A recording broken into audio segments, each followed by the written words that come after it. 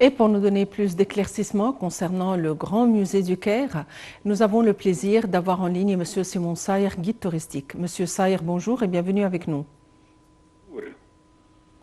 Monsieur Simon Saïr, êtes-vous en ligne? Oui, oui, je vous écoute. Très bien. Monsieur Simon Saïr, le Grand Musée du Caire a obtenu le certificat international Edge Advance pour les bâtiments verts accrédités par la Société financière internationale, qui est l'une des institutions du groupe de la Banque mondiale. On aimerait en savoir plus sur ce prix. Alors déjà, le Grand Musée égyptien, le certificat qu'il a obtenu, qu'on appelle le EDGE, celui-là, il concerne les bâtiments les plus avancés du monde. Et l'institution elle-même, elle fait part du groupe de la Banque mondiale. Et de là que le fait qu'on parle de notre musée comme le premier musée vert d'Afrique et de Moyen-Orient est un bon et un grand sujet. Alors, le fait qu'on obtient ce certificat de construction écologique pour notre musée, ça ouvre la voie pour un avenir égyptien. Ça nous présente qu'on est un pays qui fait les bâtiments les plus durables à l'adoption des normes environnementales et aussi bien à l'intensification des efforts de transition envers une économie verte. Et d'ici que l'Égypte elle a pu réaliser avec ce certificat une excellente coopération et partenariat avec la Société financière internationale dans le programme de construction écologique. Et ça va faire aussi bien une diversification dans plusieurs autres secteurs dans le cadre du partenariat stratégique avec ce groupe. Il faut savoir aussi bien que nous, on a obtenu autres 8 certificats dans les domaines de l'énergie, de la santé, de la sécurité au travail, de l'environnement et de la qualité. Aussi bien, il y a le prix qu'on appelle le meilleur projet dans le domaine de la construction écologique. Et c'est l'événement, bien sûr, qui a parlé de l'environnement et du développement dans la conférence de Sharm el-Sheikh. Rien que préciser cela est une merveille. À ne jamais oublier que le fait d'avoir un musée vert qui intègre les concepts de durabilité dans ses opérations, d'avoir une programmation dans ses installations, il n'y a pas beaucoup de musées dans ce monde qui font celui-là. Et nous, on va faire une part de ces musées qui ont les plus belles collections et aussi bien qui accueillent les événements et qui créent les programmes qui sont très sensibles pour le public dans le sujet de l'environnement naturel. Il y a dans ce monde quelques musées verts très célèbres en France, en Angleterre, aux États-Unis, mais nous, on a une architecture exceptionnelle pour une technologie durable. Et on a pu interpréter les pratiques durables dans la conception écologique et on a présenté un grand modèle de comportement. Nous, on a pu pousser un peu pour montrer comment on est conscient dans les limites dans ce monde et d'une manière, on a pu présenter comment on doit être affecté et affecter la planète Terre. On a pu créer un changement positif en présentant ce choix dans la vie quotidienne de chaque visiteur et dans chaque employé.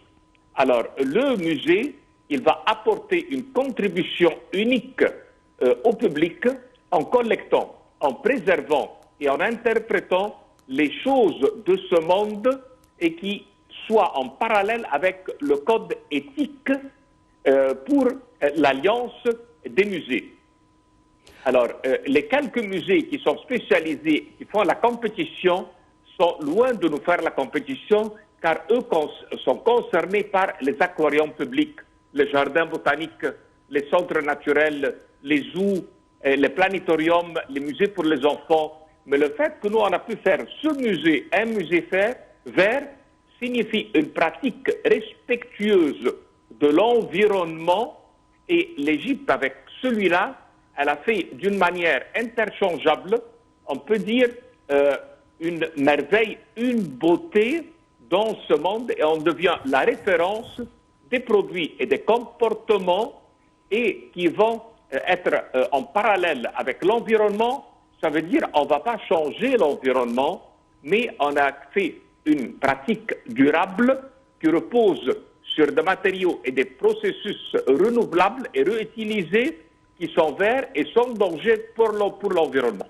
Oui, Monsieur Simon Saïr, je veux dire, quels sont les critères selon lesquels un musée est considéré un musée vert et quelles sont les pratiques que l'on pourrait qualifier de pratiques amicales ou respectueuses vis-à-vis de l'environnement? C'est-à-dire, est-ce qu'un musée est une source d'émissions de... A priori, un musée n'est pas une source d'émissions de CO2 ou de pollution.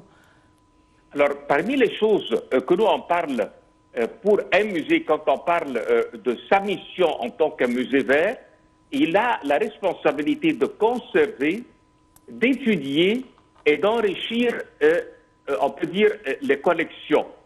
Alors, le musée, aussi bien, il doit avoir une valeur au public qui, on peut dire, qui est exceptionnelle et présenter la diversité et la durabilité.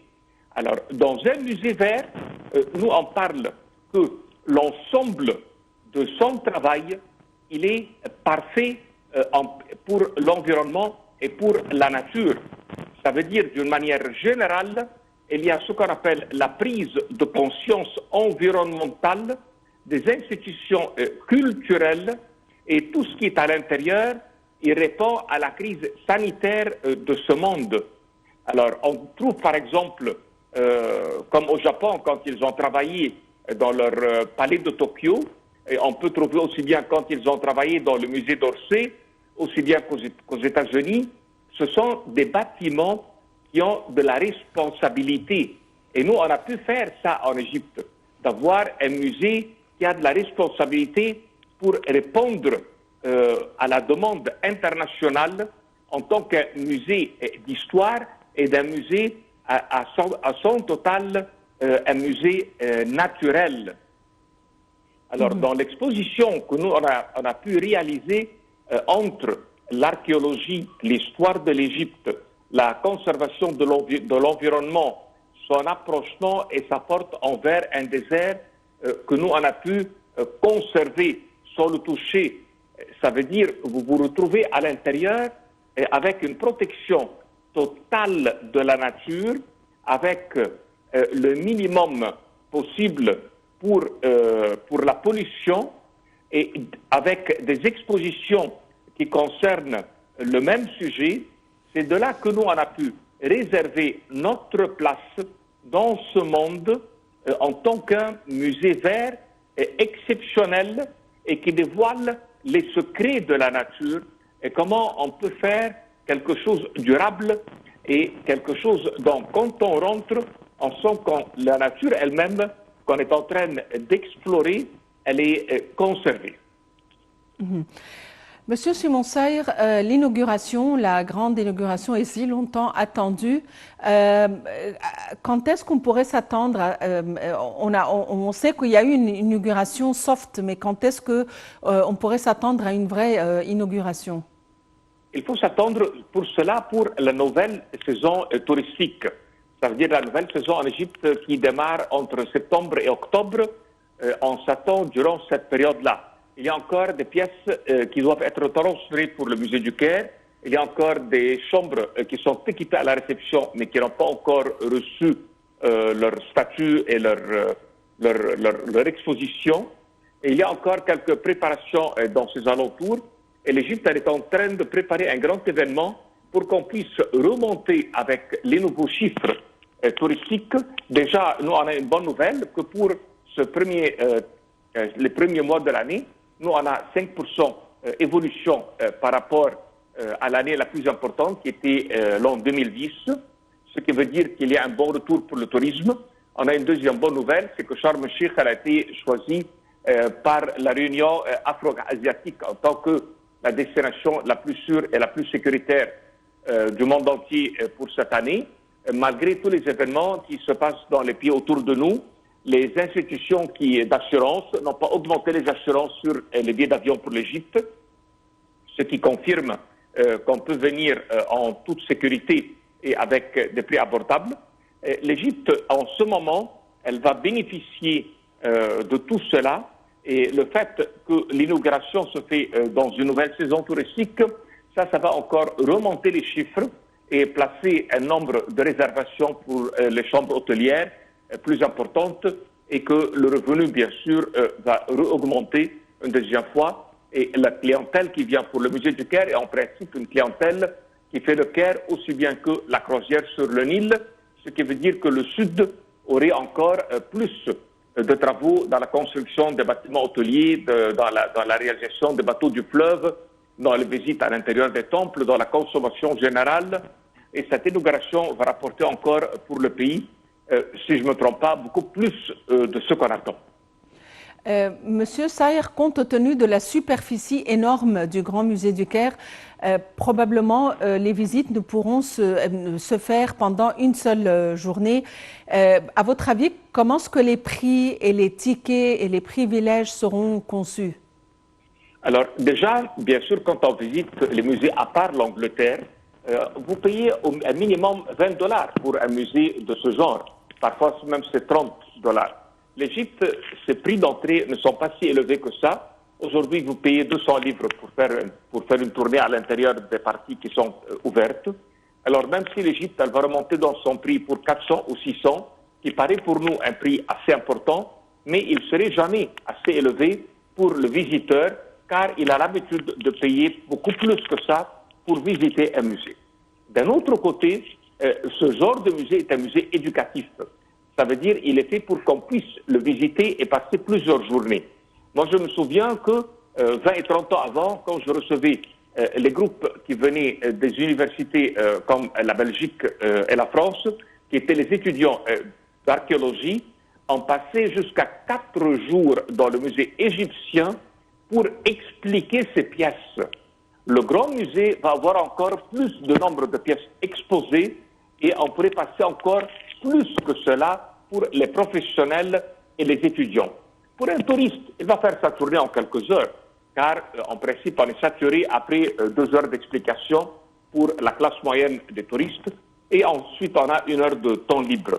Ça, c'est la nature de l'être humain dans une visite d'un endroit. Mais quand on est étudiant et quand on est vraiment passionné, on peut faire la matinée et l'après-midi, on peut passer plusieurs journées, mais j'ai aucune idée encore s'ils vont faire un ticket pour faire une plus qu'une entrée, vu que c'est sûr et certain qu'il va y avoir des gens qui veulent le revoir et le revoir. Vous savez qu'aujourd'hui, quand vous faites, par exemple, le Louvre, vous avez un ticket pour l'année.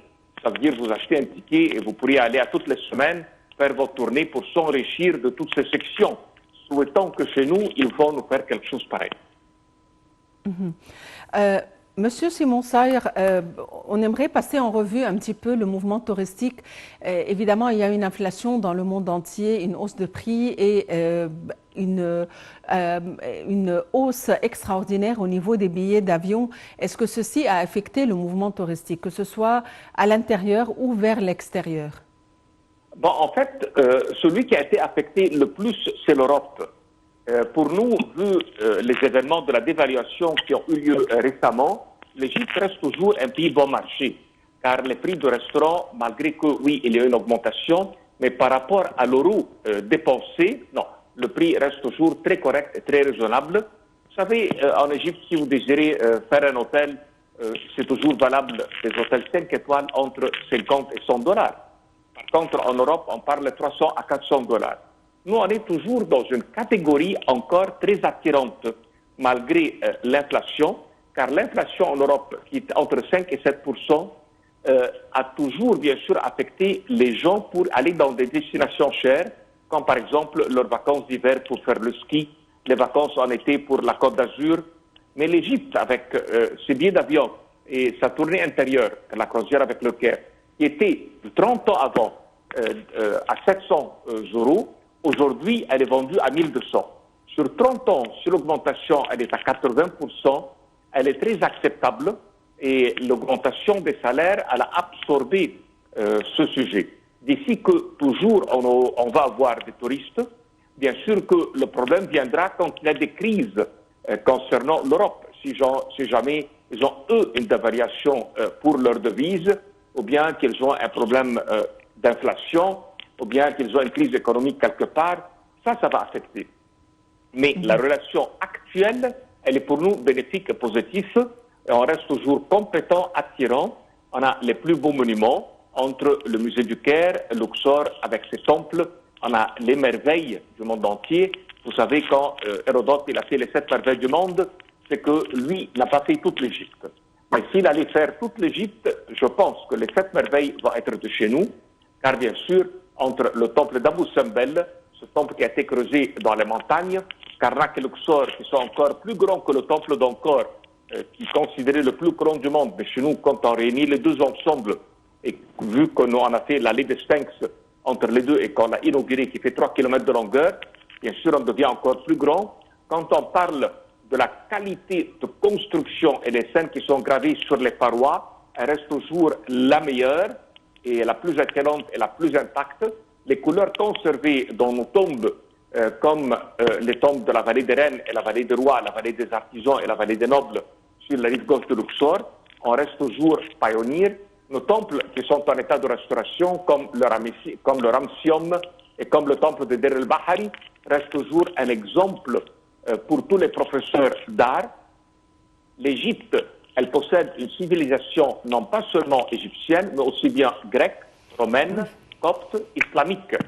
Et l'Égypte va être toujours vraiment la première destination désirée par les voyageurs.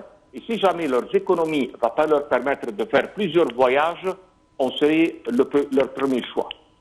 Monsieur Simon Saïr, vous êtes guide touristique. Je vous remercie infiniment pour votre intervention. Eh bien voilà, nous sommes à la quête de cette grande inauguration, de ce monde qui va ouvrir ses portes, ce monde de merveilles qui va relater plusieurs histoires.